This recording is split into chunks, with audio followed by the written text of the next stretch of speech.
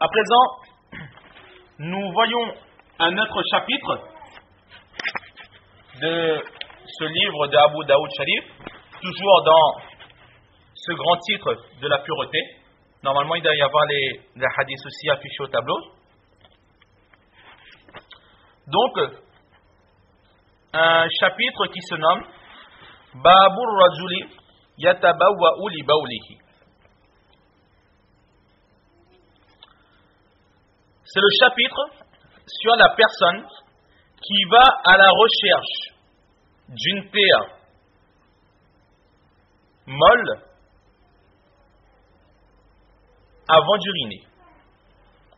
Avant d'uriner, le chapitre nous montrant qu'avant d'uriner, la personne ira chercher un endroit avec de la terre, non pas dure, mais de la terre plutôt molle. Donc là, dans ce titre, Imam Abu Daoud, rahmatullahi, il nous a enseigné le masla.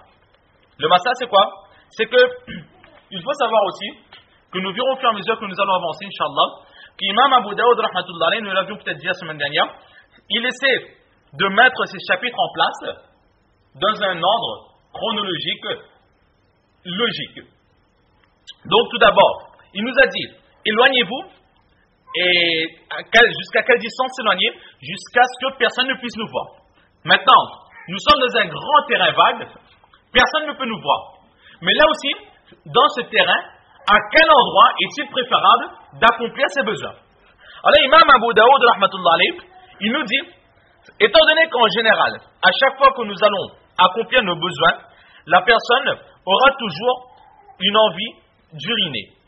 Alors là, il dit, étant donné qu'à chaque fois, il y aura cette envie, ne pas faire ses besoins n'importe où. Mais dans ce terrain, là où nous nous serons cachés, recherchons un endroit qui ne contiendra pas une terre dure, mais une terre tendre, molle. Pourquoi? Parce que justement, lorsque la personne ira uriner, si la terre est dure, alors il est fort possible que l'urine au contact du sol, avec la force, etc., éclabousse la personne qui est en train d'accomplir ses besoins. De ce fait, la personne accomplit ses besoins, mais parfois en se rendant compte, et d'autres fois, le plus souvent, sans s'en rendre compte, cette personne est souillée par les gouttes d'urine qui peuvent l'éclabousser, rebondir sur ses linges ou sur ses membres, sans même qu'il s'en rende compte. Donc c'est pour cela que Imam Abu Daoud, rahmatullah alayh, il nous donne ce masla que lorsque nous nous éloignons, alors toujours rechercher un endroit avec de la terre mou, de façon à ce que la terre absorbe directement ce liquide et qu'au contraire, cette terre, étant donné qu'elle est mou, ne nous le liquide ou l'urine qui ira au contact de la terre ne nous éclaboussera pas, mais la terre absorbera cela le plus rapidement possible.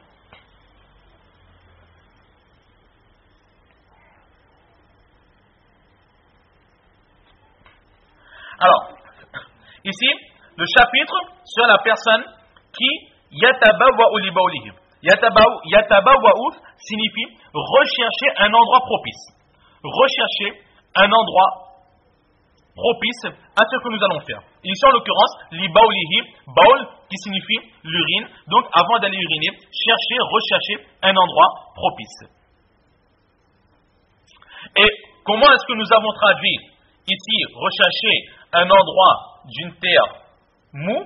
Alors, cela se vérifiera par rapport à la traduction du hadith que nous allons voir très bientôt, Inch'Allah. Alors, maintenant, avant de voir le hadith lui-même, un petit masla qui nous a été enseigné par notre professeur, Hazrat Maulana Youssouf Daman Barakatuhum, qui nous dit que si par mégarde, une personne accomplit ses besoins et que, justement, des gouttes d'urine éclaboussent cette personne, éclaboussent parfois les membres et le plus souvent les vêtements de cette personne. Alors que faire? À ce moment, il y a des petites divergences. Imam Shafi'i, rahmatullah alayh, va du principe que, quelle que soit l'éclaboussure de cette urine, que ce soit une goutte ou vraiment des gouttes très très fines, ressemblant peut-être à la pointe d'une aiguille, qui va toucher cette personne, alors cela ne sera pas pardonné, ce linge sera considéré comme impur. Donc, il faudra absolument laver ce linge.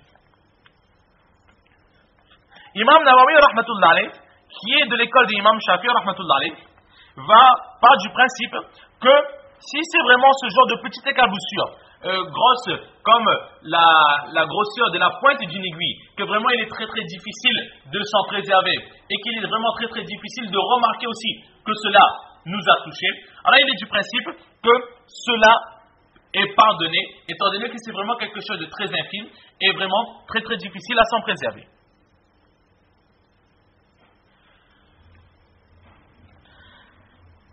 Imam Abu Hanifa, rahmatullah alayh, part du principe qu'étant donné que lorsque nous accomplissons nos besoins, en général, nous utilisons de l'eau. Et cette eau, lorsqu'elle sera utilisée, elle sera en contact avec notre corps et lorsque nous nous ravirons, alors cette partie humide humidifiera aussi les parties du vêtement qui ont été souillées par ces impuretés. Alors automatiquement, le linge aussi deviendra impur et la partie lavée deviendra aussi impure. Il faudra absolument s'en préserver et s'en nettoyer. Et Imam Abu Hanifa, rahmatullah alayh, il est du principe que si vraiment ce sont vraiment des très très fines gouttes, aussi parfois plus petites que la pointe d'une aiguille qui nous a souillés, et que la personne ne s'en est même pas rendu compte, tellement cela est fine, et que cette personne a pris toutes les précautions aussi nécessaires pour s'en préserver, alors Inch'Allah, il a espoir qu'Allah subhanahu wa ta'ala pardonnera cette personne. Mais si on s'en rend compte, ou si nous sommes conscients que cela nous a souillés, et que par-dessus, nous avons humidifié notre corps qui lui-même a humidifié le vêtement, l'endroit souillé du vêtement, alors Imam Abu Hanifa rahmatullah alayh dit que cette partie du corps, tout comme la partie du vêtement mouillée, humidifiée et souillée par cette impureté, seront impures. Avant d'accomplir les prières, il faudra absolument se purifier et laver ces parties souillées par l'impureté. Donc là, c'est un masla que nous connaissons plus ou moins tout le monde, alhamdulillah, au sujet de ces gouttes d'urine. Alors maintenant, nous voyons le hadith qu'a mis en place Imam Abu Daoud rahmatullah alayh.